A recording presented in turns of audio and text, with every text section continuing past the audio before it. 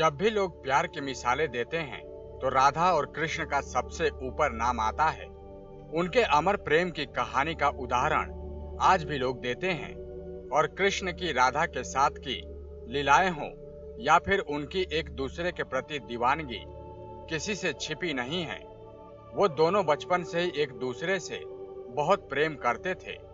उनका प्रेम इतना गहरा था कि वो एक होकर भी कभी एक नहीं हो पाए। शायद यही कारण रहा होगा कि राधा का नाम कृष्ण से पहले और साथ में लिया जाता है। लेकिन सभी के मन में एक ही सवाल है कि आखिर क्यों नहीं हुई राधा और कृष्ण की शादी। इनके अटूट प्रेम में क्या कमी थी या फिर इन्होंने शादी कर ली थी? सवाल बहुत सारे होते हैं, लेकिन जवाब तो हमें धार्मिक ग्रंथों में ही मिलते हैं। कहने को तो श्री कृष्ण ने कई शादियां की थीं, लेकिन जिससे टूटकर प्रेम किया उनसे ही वो अलग रहे।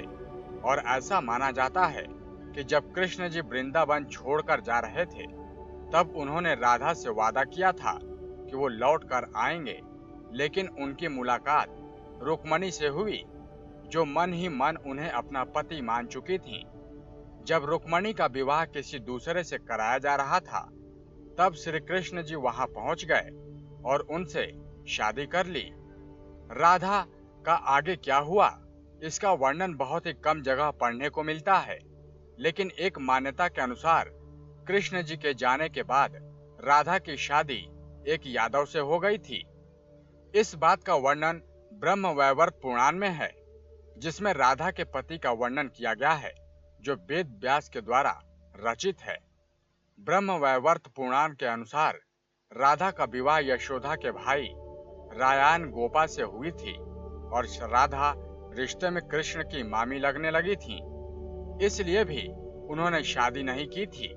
और ऐसा भी कहा जाता है कि राधा ने अपना घर छोड़ दिया था और एक परछाई अपने घर पर छोड़ी थी, उसी से गोपा की शादी हो गई थी। जबकि पुराणों के अनुसार लक्ष्मी जी ने विष्णु जी से ये अधिकार लिया था कि वो किसी भी अवतार में धरती पर जाएं, लेकिन हर रूप में वही उनकी पत्नी बनेंगी।